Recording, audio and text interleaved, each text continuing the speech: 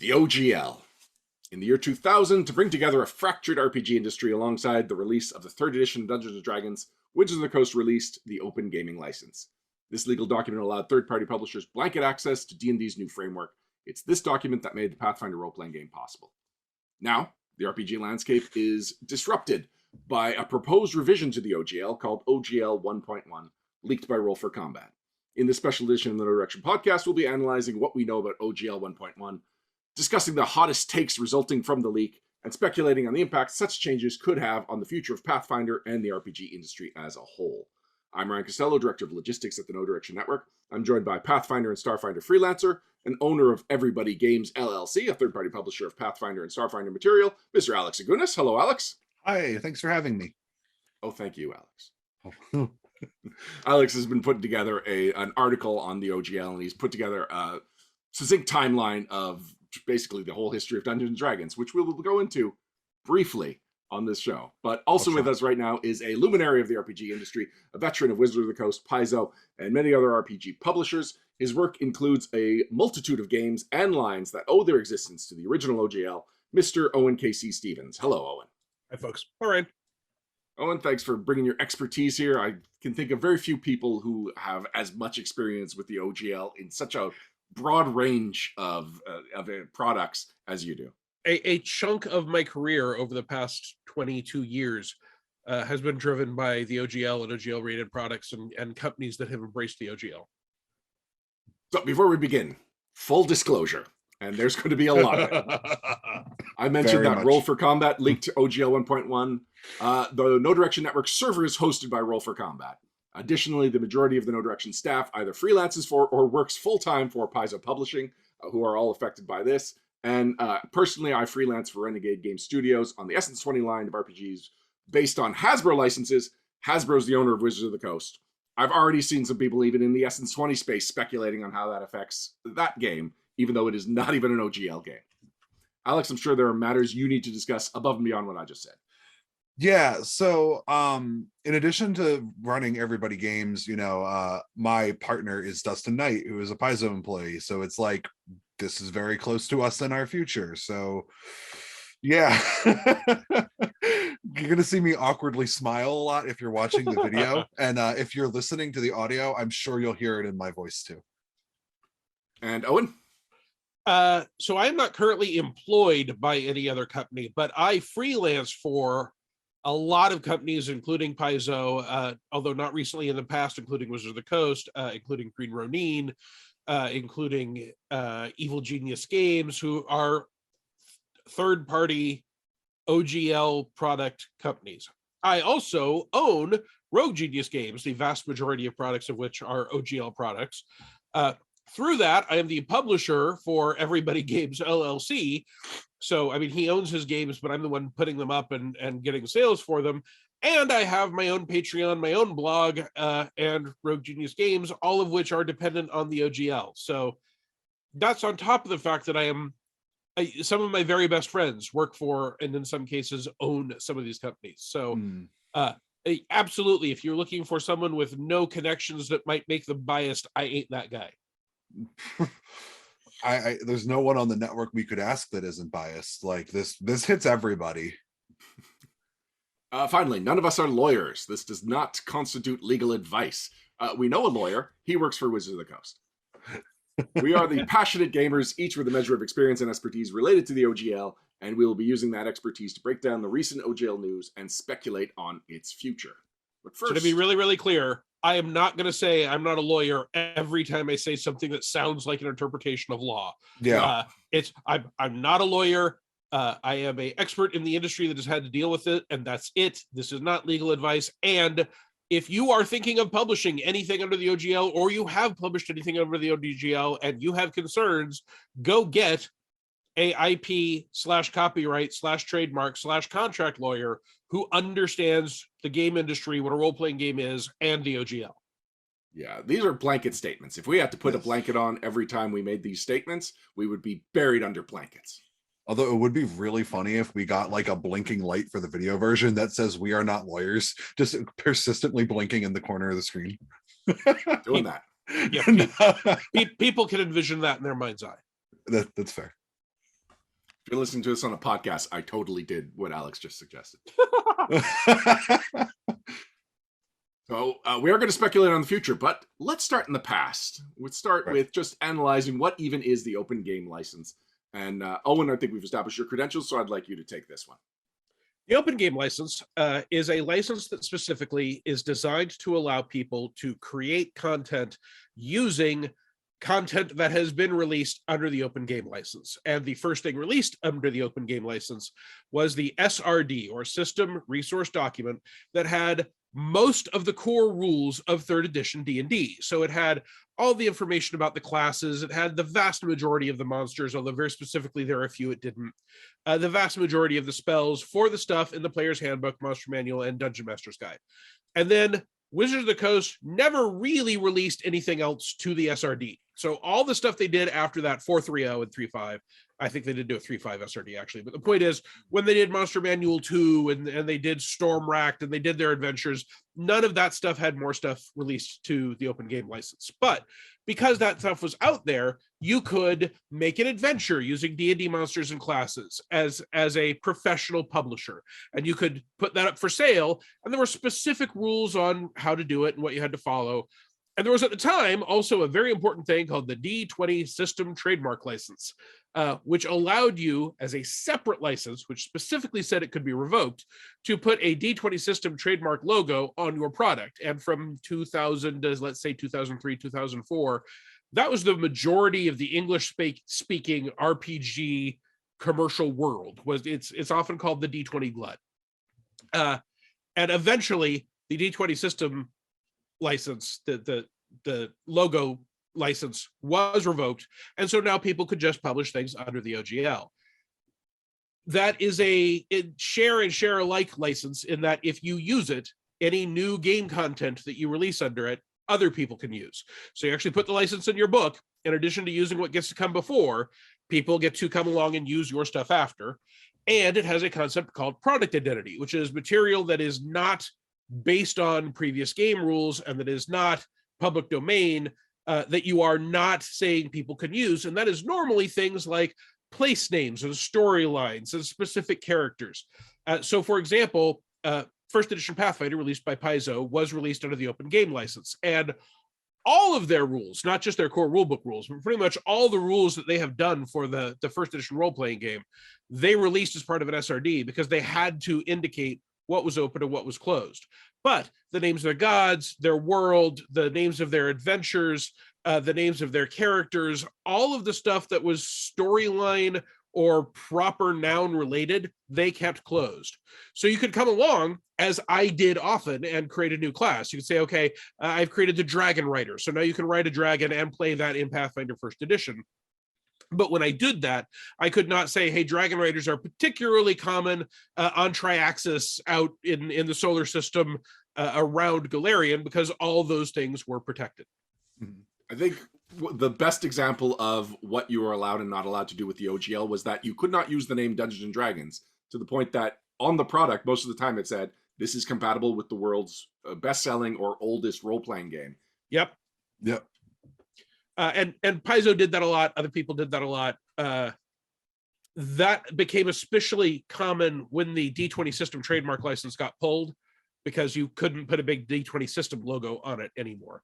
But importantly, there are two important notes. One, the OGL is not restricted to things that originated from D&D.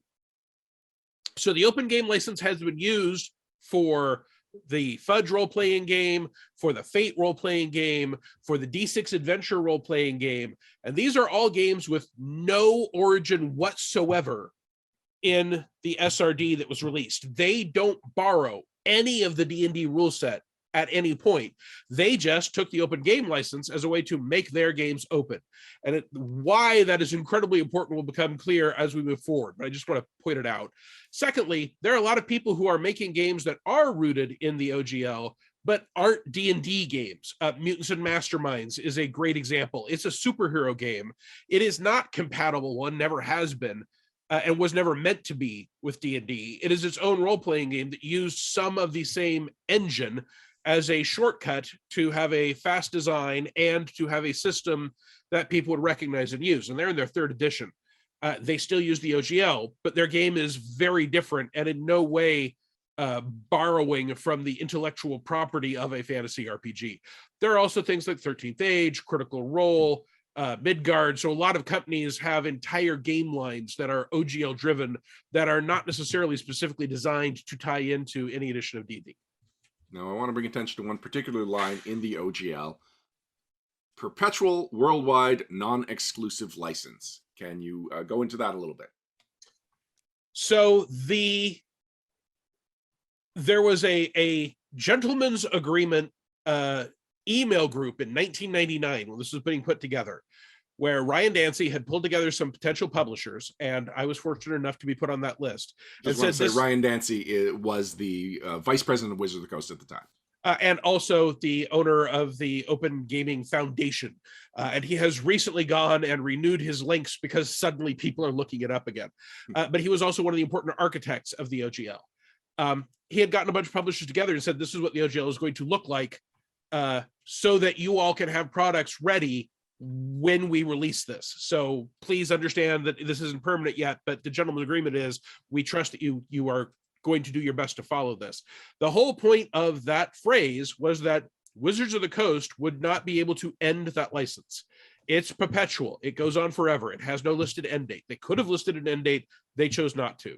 It is royalty free. You don't have to pay anybody for the open game content you are using with that open game license. What was the other term that you mentioned? Worldwide, I believe. Worldwide. So it was not restricted to a specific language, for example. There are French OGL games and Spanish OGL games and Russian OGL games. So those were all in there to assure publishers that you could make something. And if the something you made was hugely popular, Wizards of the Coast cannot shut you down, cannot steal it away, and can't tell you can't sell it in Australia. Now, Alex, you've been working up the timeline of Dungeons & Dragons history, and I think an important thing to understand of why Wizards of the Coast released such an open license, just something that they could have put in so many more stopgaps, and they didn't. We should go over what led to the OGL and what the feel of the industry was around 1999 2000. I'd be happy to do that, and I'll do my best to keep it as succinct as I can. So in 1970, that's obviously when TSR was founded, TSR being D&D's original publisher.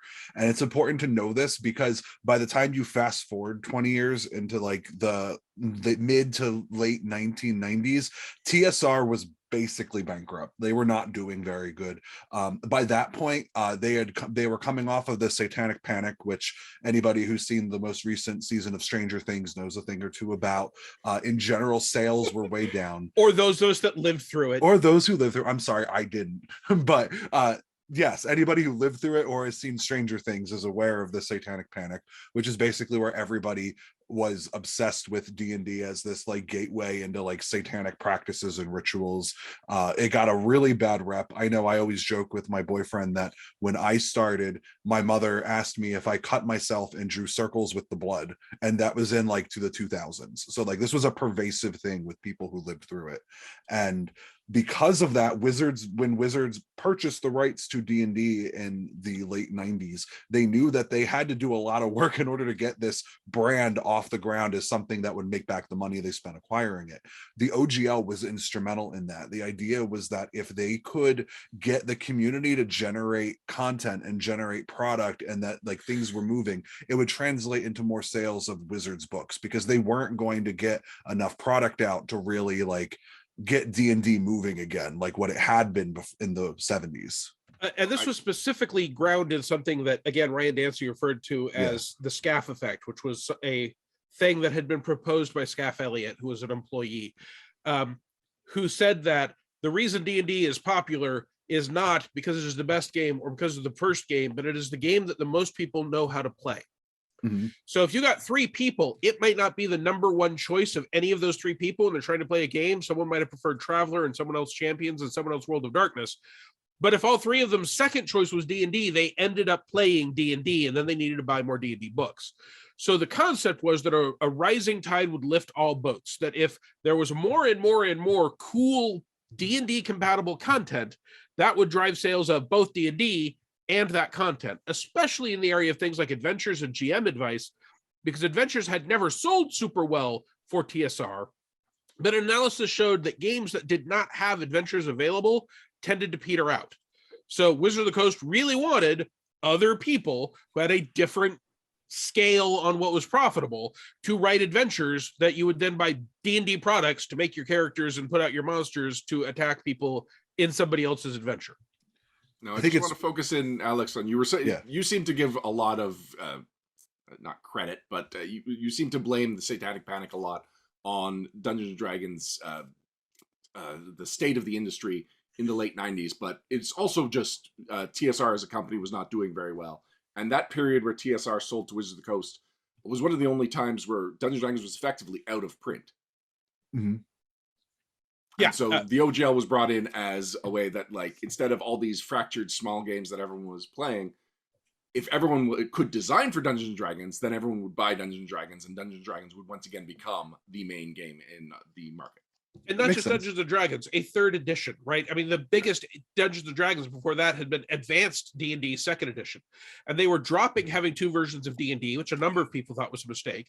And they were dropping calling it Advanced, which a number of people thought were a mistake. And they just said it was going to be third edition, and they were putting out all three core rule books, like one right after the other, which a lot of people thought was a mistake.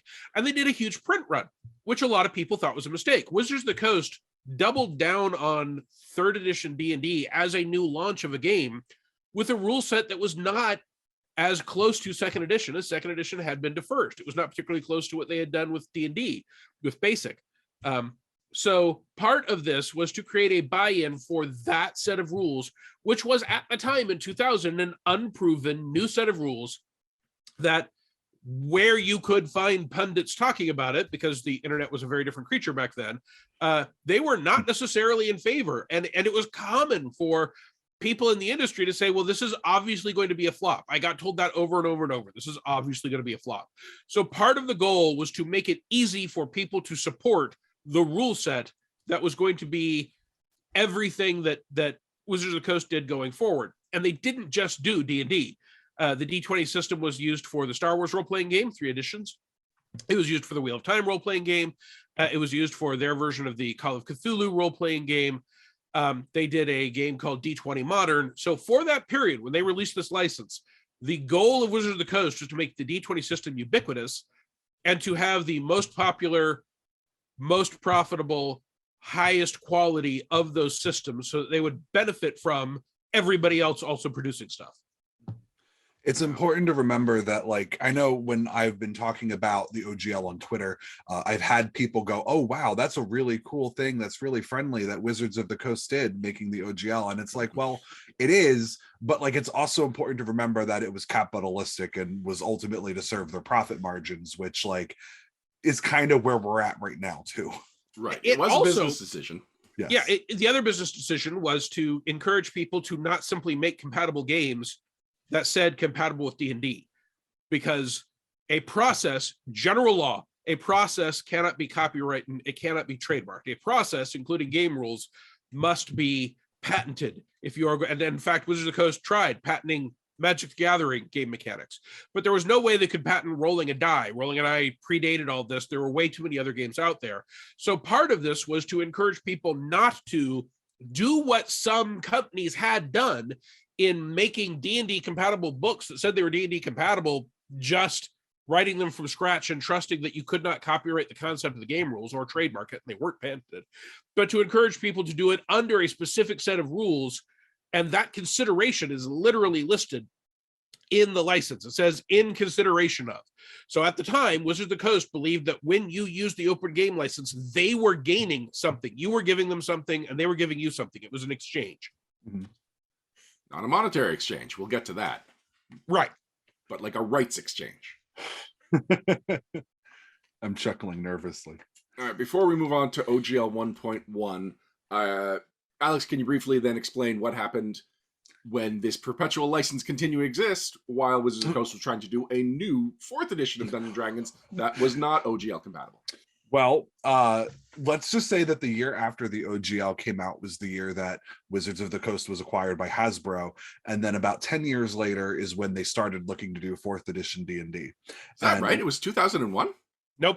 It was 2000. They acquired them in 2008, and then in 2000, they acquired them in 1998, and then in 2008 they put out the 4th edition role playing game. Okay, hold on. Right, there were a few theys in there, and I'm confused. Hasbro owned them prior to the OGL coming out. The OGL did not come out until 2000. Really? I found an article that said that they didn't officially acquire them in 2008 until 1998. I'm sorry. So they didn't acquire them until 1998. The OGL did not come out until 2000. Okay. Huh. All right. Gotcha. Okay. So anyway, 10 years later after the acquisition is when 4th edition came out. And then at that point, so I really can't dive in a whole lot into the GSL, which is the 4th edition version of this gaming license. I was not playing a whole lot of 4th, and I definitely wasn't a publisher then. So we'll have to rely on Owen and Ryan for talking more about it.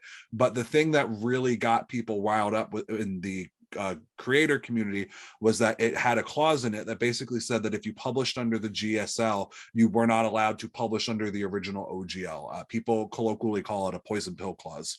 And because the idea is that if you take this new one, then the other thing is dead to you. And that was a big problem for many publishers who may not have been all on board with all the rule set, didn't like the idea of moving to a significantly more restrictive GSL. And you kind of saw a lot of that unity that the open gaming license originally sought to create start to splinter and crack, with people making different OGL products and refusing to transition over to the GSL. Obviously, for our purposes, Paizo is a very famous example of that, but they were hardly the only ones. Right. Well, in conjunction with, if you publish under the GSL, you can no longer publish under the OGL. There was also the clause in the GSL that said that at any point in time, Wizards could revoke this license, and if you had product, you had to destroy it. Like, you could no longer sell product. Yep. It wasn't like we could revoke it here. You have 6 months to liquidate your product. It was just on a whim. They could decide that your product was no longer viable, no matter how much money you would invested into it. And very, very clearly, the thought process at Wizards of the Coast was that everyone will only be buying things that are D&D compatible. That was clearly what they thought for 4th edition. And as a result, we will not release the 4th edition rules under the open gaming license at all because we can't revoke it. We will instead create a new license that does what we want because we don't like how the OGL is now allowing other people to make a lot of money. And it's worth noting that when you're talking about what WotC thinks, WotC is a corporation. It is an ever-changing number of people. People come, people go, new people are charged, new opinions come. Ryan Dancy left, right? So the people who had an opinion on what the OGL should mean when they started were not the same people making the decisions when the GSL came along. But they made the GSL as restrictive and draconian and unpleasant as they wanted because they felt everyone will have to back this because no one will keep buying material, or at least not a significant number of people will keep buying material for old games. And instead, what happened was almost no one made anything for the GSL. The people that did not get nearly as many sales, and OGL material continued to sell well, and companies made whole new games to support that market. The biggest of which was, of course, Pathfinder. Pathfinder came about as a revision of Dungeons & Dragons 3.5. It came about because the OGL allowed them to, that they could create a whole new game based on the framework. They created their own IP, which is one half of what makes what makes Pathfinder so popular. Some people are there for the system, some people are there for the setting. And so there was this just strong competition that was very Dungeons & Dragons-like, but wasn't Dungeons & Dragons in name, but it was Dungeons & Dragons in framework. And so it was a spiritual successor to Dungeons & Dragons that actually managed to outsell Dungeons & Dragons at one point. For note, I do not believe it ever managed to outsell Dungeons & Dragons. The reporting that says so does not include any sales that are not recorded by whoever's sitting at the desk when the magazine calls them, right? It does not include anything from Amazon. It does not include anything from direct sales. It does not include overseas sales. So to me, having worked at both companies and spoken to people who worked at both companies at the time that happened, and working at Paizo when that happened, that a magazine report said that it was being outsold. It wasn't. But Wizards of the Coast needs many, many, many more sales to hit their target numbers. They are a larger company, they spend more money, they have more overhead, and they are trying to impress Hasbro, who owns them, that this is as big as Hot Wheels or G.I. Joe or Transformers or any of their other huge brands.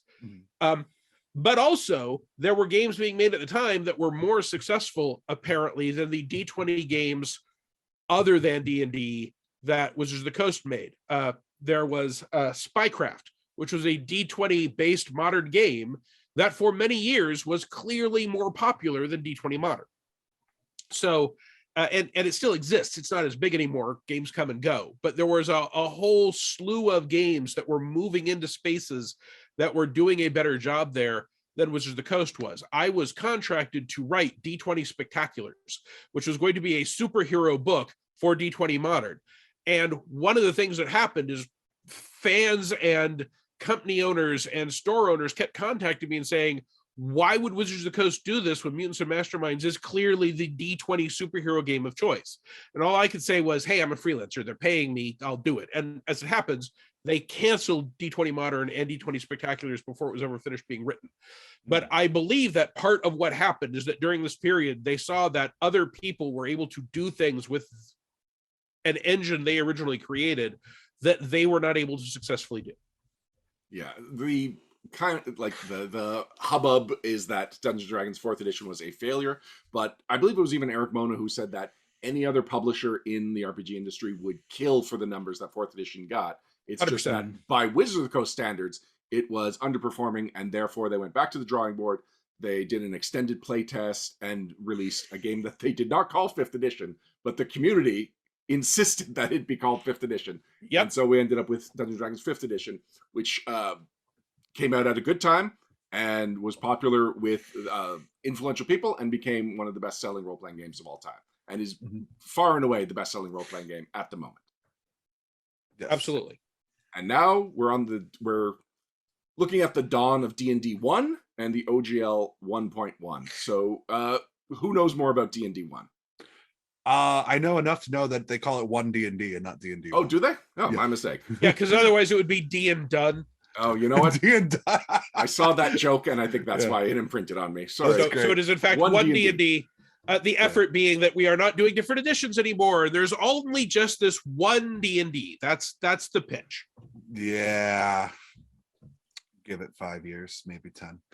Anyway, I know a bit about it in terms of some of its mechanics. I've been trying to keep up. I have a 5e friend group that I play with every now and then. So like seeing what's been going on with it is a vested interest to me.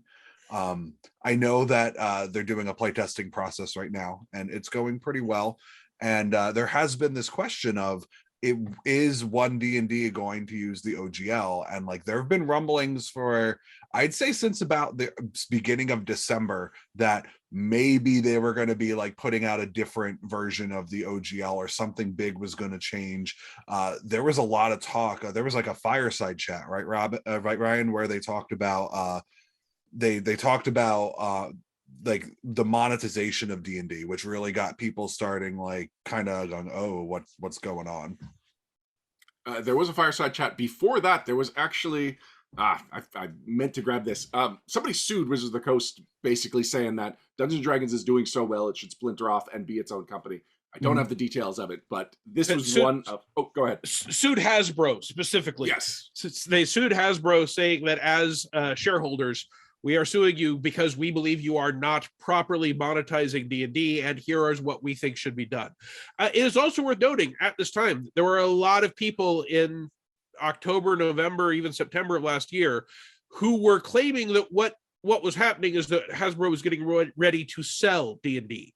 And they had long talk pieces on why they thought this was the case. And the reason I mention this is that all turned out to be obviously wrong, and it primed the pump for people to not trust rumors about what was going to be happening with D&D, sort of from tea leaf reading. So some of those other rumors include that Dungeons & Dragons was outselling any Hasbro toy line, and that was one of the main motivations for this lawsuit. And shortly thereafter, Hasbro hired a new CEO, Chris Cox, who comes from the video game industry.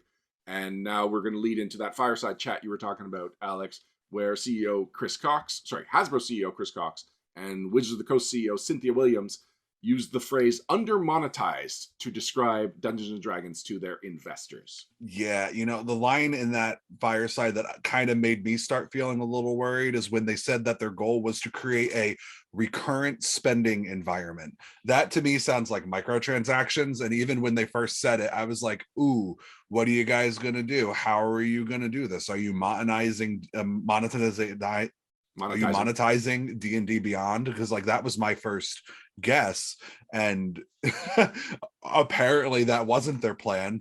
Apparently their plan was to tighten the OGL with the, but at the time that's kind of what a lot of people were buzzing about. I think that is, by the way, their plan. I think their plan is manyfold. Yeah.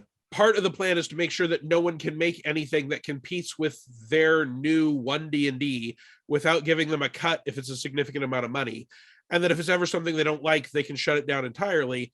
And they're going to have their own virtual tabletop, and they're monetizing D&D Beyond, and they've got a movie coming out, and I'm pretty sure that they're going to be looking to sell, you know, toys and lunchboxes again. If you look at the video game world, there is a ton of money that comes in from sales of Halo toys and action figures, right?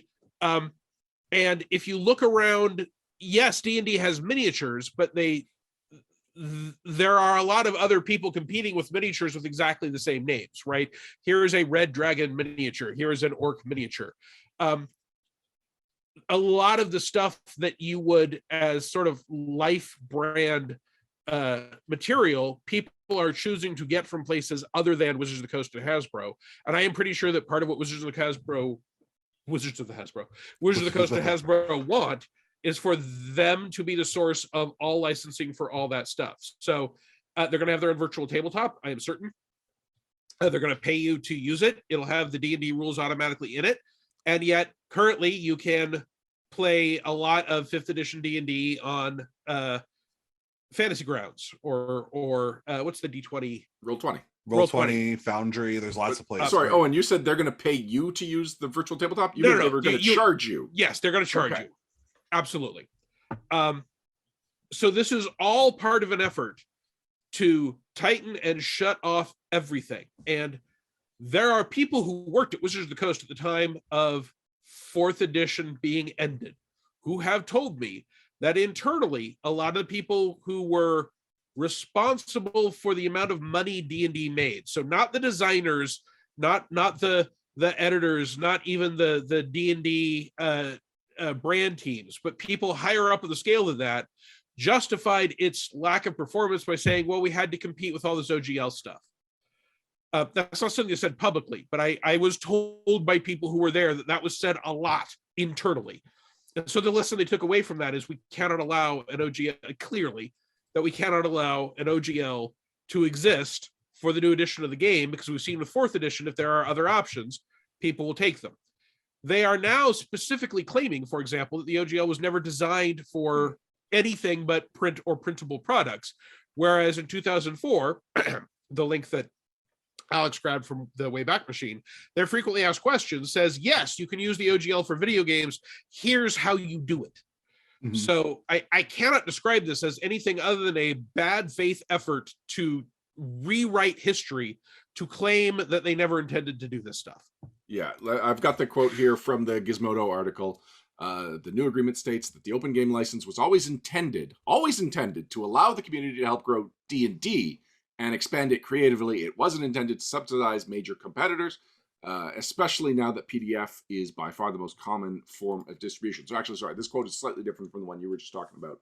But it is along similar lines where they are rewriting history by saying that they're talking about the intent, whereas like I've interviewed Ryan Dancy. I know what his intent was. You've worked with Ryan Dancy. Yep. This is not true.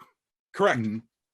It was the intent to increase the buy-in of D&D. It's just not true that they didn't want electronic products or that it was not designed to allow their competitors to make stuff. They literally sent information to their competitors prior to the release of 3rd edition so that those competitors could make products. And one of the earliest things to come out of the SRD was the hypertext SRD, which is just a website that included all the SRD information. that was hyperlinked in a way, like this was pre-PDF, and so this was one of the best ways to get the electronic information, and it revolutionized the game. I didn't know anyone that was playing a Dungeons & Dragons game that wasn't using the hypertext SRD at the time. I didn't start playing D&D like as a thing I did regularly with my friends until like 2006, 2007. And I like lived on that site. I wouldn't be the creator or the gamer that I am today without that site. And that site is ancient. And I never ever used that site to play, but I went to it every time I was hired to write something that was supposed to be D&D compatible, because I knew it was dangerous to open a D&D rule book and look at the rules. I needed to go and look at the hypertext, which reminds me, the psychic rules were also there. That was the other one set of non-original rules that Wizards of the Coast did do open versions of. Yeah, the science stuff, right? Yeah. I knew better than to interrupt you to bring it up, but yes, for whatever reason, one other handbook was also introduced into the SRD, and that was like 75% of the Psionics handbook. All right, so we're talking about the OGL 1.1, which is, within it, there is language that says that now the OGL 1.0 is no longer valid. So let's talk a little bit about what we do and don't actually know. Yes. We know that they are going to release something that they are calling the OGL 1.1. That is part of a press release Wizards of the Coast made.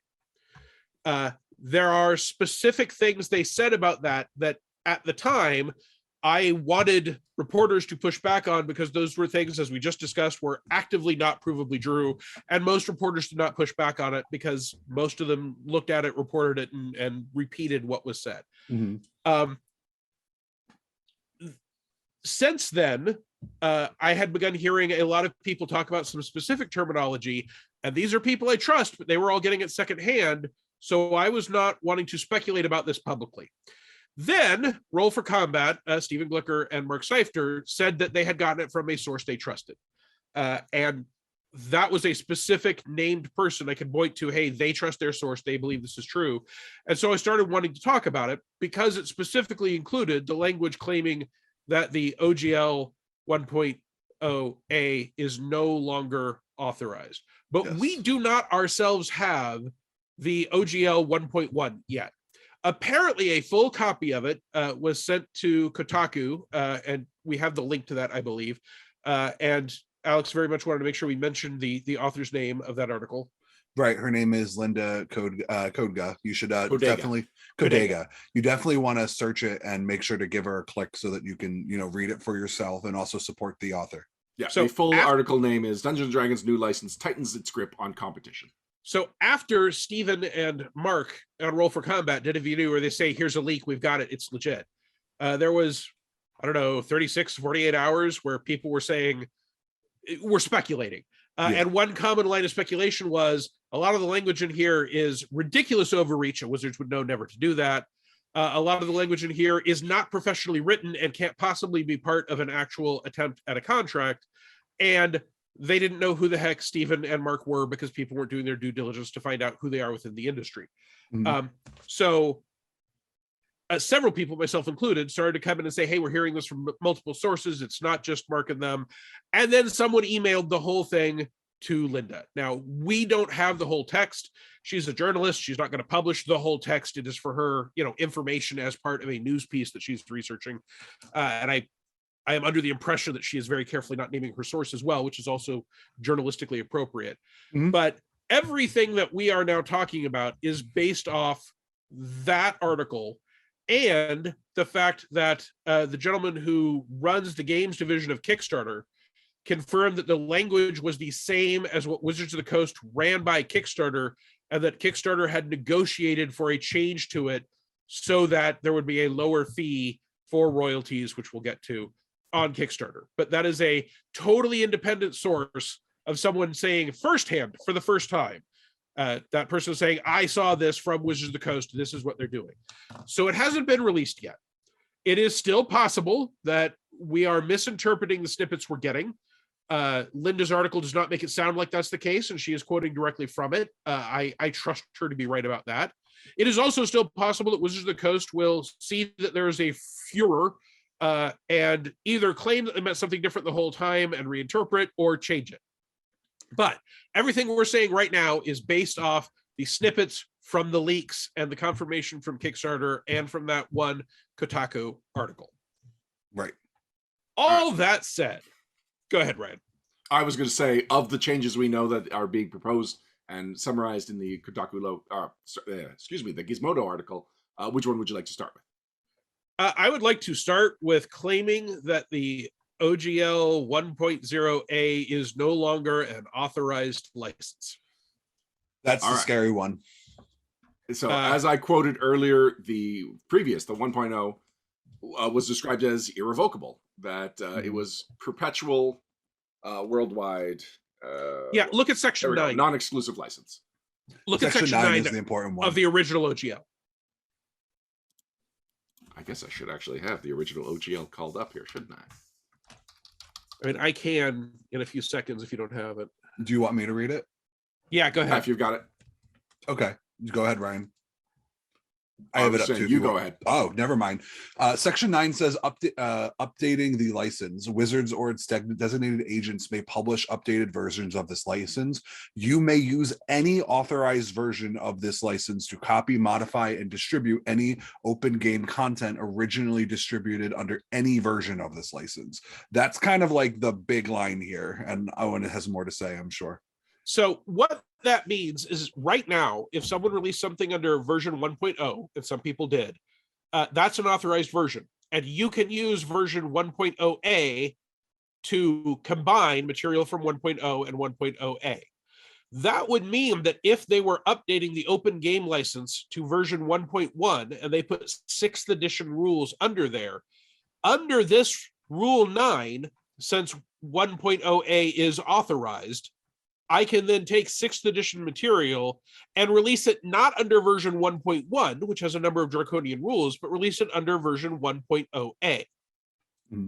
We didn't really talk about this. The difference between 1.0 and 1.0A was a couple of revisions about like sexual content and endangering children, right? Like it was. No, actually, you're thinking of the SRD. That material is not in 1.0A. 1.0A is tightening of just a little bit of language, but that's it. Okay. It is essentially the same. But the reason that is important is that if I have a perpetual license, a royalty-free license, and I can release anything under any authorized license, and clearly this license was authorized by Wizards of the Coast, it's been in use for 23 years, then anything they release under any OGL that they claim is an OGL, that it is an update to this, I can release under this set of rules. So that is one important note. They are claiming that this is no longer authorized. There is significant question as to whether they can do that or not. But even if they do, it may not matter, because line 4 of 1.0A under grant and consideration says, in consideration for agreeing to this license, the contributors grant you a perpetual worldwide royalty-free non-exclusive license with the exact terms of this license to use the open game content. So that does not require this license to be authorized.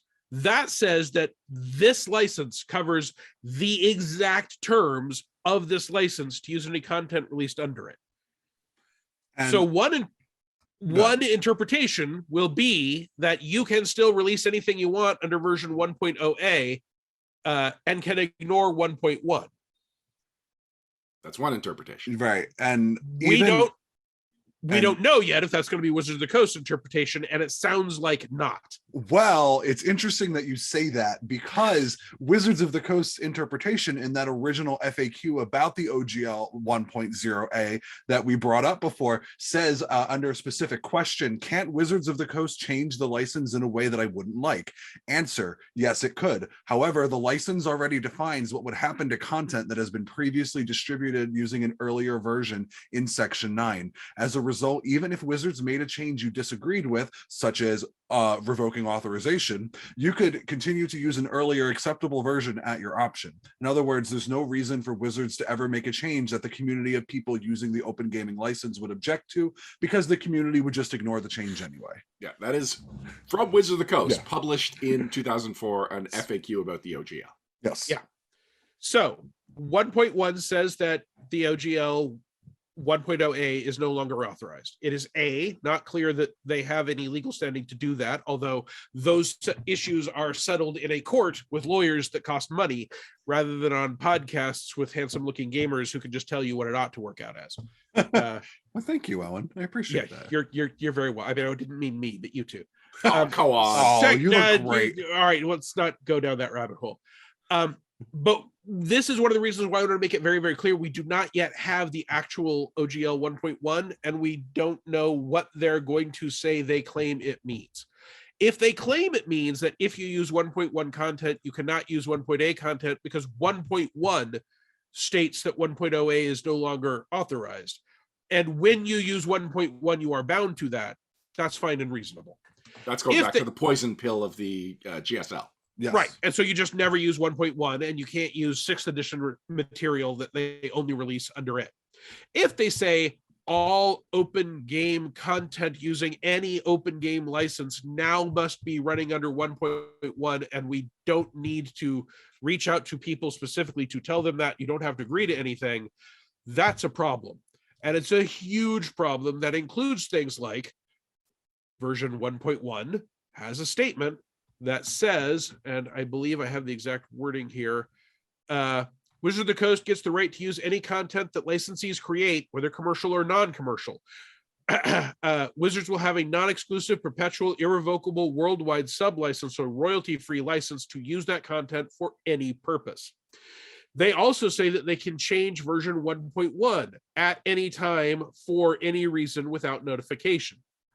The reason this matters is that there is, for example, a Doctor Who role-playing game released under the open game license. If Wizards of the Coast is claiming that they can use all open game material released under any open game license without any restriction regarding product identity, then Wizards of the Coast is claiming they now have the legal right to use all the material, including the Doctor Who, the TARDIS, Cybermen, Daleks from the Doctor Who role-playing game. That's one way to make a cinematic universe. And obviously the BBC would not stand for that. No. Exactly. And even if that is what they mean, Wizards of the Coast may simply go to the BBC and say, hey, we'll sign this agreement saying that it doesn't apply to you. So that's part of the problem. They can go to individual people. And if they think Paizo might fight them on this, they can go to Paizo and say, hey, you guys aren't allowed to do 6th edition, and in return, we continue to allow you to use 1.0A. But what we say is, here's a new license. This license is exactly like 1.0A, except that, for example, maybe you don't have to put the OGL in the back of your book anymore. So they can avoid all the current big boys if they want to, and just pressure the middle or lower tier with the idea that we would have to go to court in order to fight them. They also claim that they have a royalty coming now under version 1.1, and that is based on all the money a product takes in, not on its profit. Right, it's gross. It is very specifically gross. And it starts, I believe, at $50,000. And that is not per product. That is the amount of money you make in a year over all your OGL products. It's in a year specifically? I thought it was over a lifetime. I believe it's over a year. I think it's each year. It is. It's actually a significant problem because we talked earlier about how Kickstarter signed a specialized agreement with them. The way that 1.1 is worded, if you make a Kickstarter and, like, let's say you raise $80,000, but your goal is $100,000, you still owe royalties on the $80,000 you failed to collect. Wait, according to this license, it's actually a huge issue. If it says that, money. That's another huge issue. I don't know that it actually says that because you didn't ever get that money, right? I think it's only money that you take in. Yeah, that does raise the problem. Pledge, not actual. But it does raise the problem if I sell something for $5 on drive-through, and drive-through takes a cut. That cut can be seen as an expense to my $5 income. So I would owe them 25% royalty on the $5, even though 35% is already going to drive-through, which works out to 60% before I pay for anybody. I'd like to clarify my statement on what I said.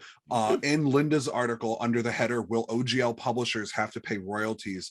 She specifically says, but the new OGL states that the commercial agreement covers all commercial uses, whether they're profitable or not. So if you go into the red on a Kickstarter that earned $80,000 in backing money, you will still owe Wizards of the Coast, regardless of the fact you did not profit from your venture. That's Right, profit, but you don't actually collect any money if you don't make your goal. Right. What she's saying is if you made $80,000 and you spend 90,000 on an 80,000 Kickstarter and you spend 90,000, which you happens still have in to give them, Kickstarters all the which time. happens all the time. Yeah, You still it have to does. give them the royalty on the 80,000. She's not saying that if you did 100,000, you got 80 because that commercial venture had a total income of zero. They may demand your 20% off zero, but 20% of zero is zero. But yeah, that is another huge problem. And smaller publishers are already frequently on less than a 25% profit margin. All the time, they're frequently on less than that. And like $50,000, it seems to really just be if you're a hobbyist and you're making a couple of bucks, you're safe. But once you want to take this professionally, like $50,000 is basically paying one employee, like one full-time employee. A company cannot survive on losing a cut from their $50,000 of gross. No, absolutely not. I'm a tiny little publisher, and there are many years in which my gross before I pay royalties and art and for writing and everything else is 50,000 or more. Then there's the intermediate tier, which is between 50,000 and 750,000, and the expert tier, they're calling it, is for 750,000 and more. And I think this is really like for the Kickstarters that shoot the moon, or for anyone that becomes big enough to actually become competition to Dungeons and Dragons. That's where they start really trying to cut you down. And for Critical Role. And for Critical Role, sure. Yeah. Because they say any commercial use. So if I make a video and have people pay me for the video, that is a commercial use of their rules. It's bad. It absolutely, and also in that article, Linda points out that according to the dates she got, people were originally given that were contacted were given 7 days to decide whether they were signing up onto 1.1 or not. And it is presented as you not having a choice. Yeah, it was like December 6th to the 13th or something like that, right? Was the dates that she stated? Something like that, yeah. I thought it was January 13th. There we go. So if you want to publish SRD-based content on or after January 13th and commercialize it, your only option is to agree to the OGL commercial. This is a direct quote from her source. Yeah. And from the OGL 1.1 draft. From the OGL 1.1. So it is stating that you cannot, that's where I get worried. That is a direct statement that they are of the opinion you do not have the choice to release any OGL content under 1.0A, which means if I was about to release a D6 adventure game under OGL 1.06A, which has nothing to do with and has never had anything to do with any rules ever created by Wizards of the Coast. It doesn't touch the 3.0 or 5.0 SRD at all. They're claiming I have to agree to this new rule system. And once I have, they can use what I print in any way they want. They are now claiming they own D6 Adventure and D6 Space and Fudge and Fate. And there are more. A lot more. So now the follow-up line to that sentence, to that quote, is that IO9's source indicated that the final version of the document was originally intended for release on January 4th, which would have given companies and creators 7 business days to agree and comply. Now, we're recording this as of January 5th, which means that for whatever reason, the original plan, as outlined here, did not take place. So we don't know how fresh this draft of the OGL 1.1 is or what the reason for that delay was. All we know is that if the intent was January 4th, something that we are not privy to has happened. And of course, it was on the 4th or before that you had Roll for Combat begin to leak it and people begin to react to it. So it is possible that this is a wait and see stance from them, or it's possible that it just took them longer to dot their I's and cross their T's. Goodness knows that the GSL for 4th edition didn't come out on the first several times they told us it would. And I don't think that was based on any feedback. I just think it was taking them longer to get all the legal language where they wanted it. But I would say the intent here is clear. As of the time that that was going around, and that includes having shown it to Kickstarter and having negotiated with Kickstarter about it, the intent from Wizards of the Coast was to not allow anyone to publish anything under OGL 0.1A ever again. And that is overreach, and it's bad faith, and they are lying about past history as a company in an effort to do that.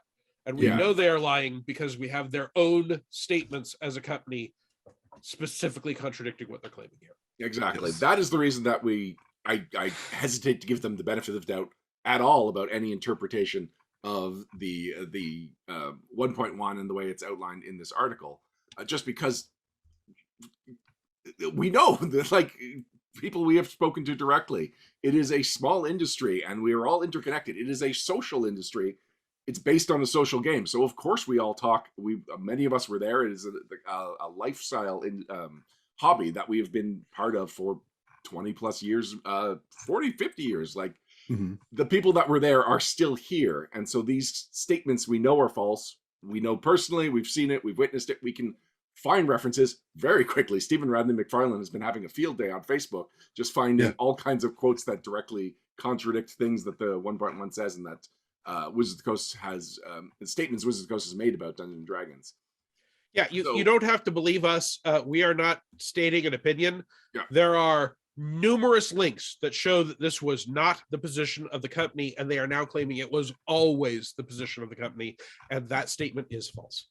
Yes. So that brings my main concern is that no matter how much anyone can poke holes in the 1.1, if they are going to strong arm publishers, then there's very few people who could really stand up to the legal bullying that could potentially take place. Indeed. Although this is a place where you can start to have things like coalitions and GoFundMe campaigns, and I certainly it would not be my intent to go quietly into that good night. No. This half my life has been dedicated to these games. The past 24 years have been dedicated to OGL based games since before the OGL was published. We were given assurances repeatedly for years on what their intent was, and we relied on those to make lifelong career decisions. And that reliance has weight within the law. And I mean, it was I was watching the roll for Combat One, where the lawyer that they brought onto the show was even talking about that. And one of the things that he said that was kind of matched what I know about the law. And again, I'm not a lawyer. I'm sorry, I broke our treaties and said it. But one of the things he said is, like, the longer that a kind of like an agreement like the OGL stands without being challenged, or honestly, I'm sure you will agree with me, enforced, ever reviewed at all by Wizards in the past 20 years, like, that kind of weakens the legal standing Wizards even has on this statement. And, like, I don't know if I am of the personal opinion that Wizard thought the community was just going to roll over and do what they wanted. This could have disastrous side effects for them, but I'm getting into stuff that's just more of what I think rather than the facts we have in front of them. It's a very interesting time. It is. I am not willing to say with great confidence, for example, that Wizards of the Coast never enforced this, because they could have contacted an individual publisher and I wouldn't have heard about it. And certainly, for instance, they were trying to police the Book of Erotic Fantasy, which ended up being a change to the D20 system trademark license, but it still was. I don't know what they said behind the scenes, for example. Like, Paizo once came to me and said, hey, your goblins look too much like our goblins. If you don't cure that, we're going to consider it a breach under the OGL. So I fixed it.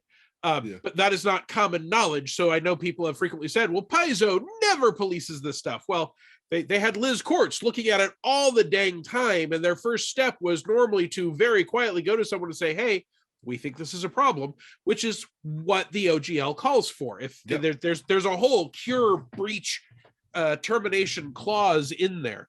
And importantly, if you do end up terminating someone's license for a breach, sub-licenses under it, people that built stuff off the OGL that you are now terminating, they survive. They still go forward. So the OGL 1.0A has numerous ways written into it about how it survives and how it changes. And this can only be decided in a court of law, and that's going to be expensive, or it can be decided by Wizards of the Coast not taking this step, which would be in bad faith. And they still have time right now to come forward and say such documents existed, but it was never our intention to release them. And when we have the final version out, you will see that these aren't concerns, and then change it. And then this will all end up being, hey, remember that time people got all worried about something that didn't happen. Right. Now, No Direction is the Pathfinder news, reviews, and interviews podcast. And so I do want to end on a note relating specifically to how this affects Paizo. Paizo currently publishes 3 lines tied to the OGL: Pathfinder 2nd Edition, Starfinder, and the pocket editions of Pathfinder 1E. Now, that's kind of in reverse order of just how much OGL content those games use. Pathfinder 2E, built from the ground up, a brand new thing, but Starfinder really does have a lot of the OGL still in its DNA. And first edition, though they are doing the least with it, it's just reprint content. That is flat out completely built on the OGL. So they're also still selling first edition PDFs, so it's not just pocket editions, just the whole line. Yeah. All right. So what do we as Pathfinder fans have to worry about with the OGL 1.1? Owen. We don't know yet. There are good lines of communication between Paizo and Wizards of the Coast. Having worked at Paizo, Paizo has been aware of the potential risks of the OGL for a long time.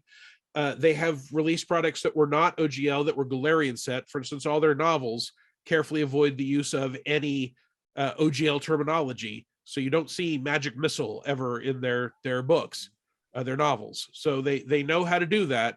And they do have the money they have both the money to go through a lawsuit if they have to.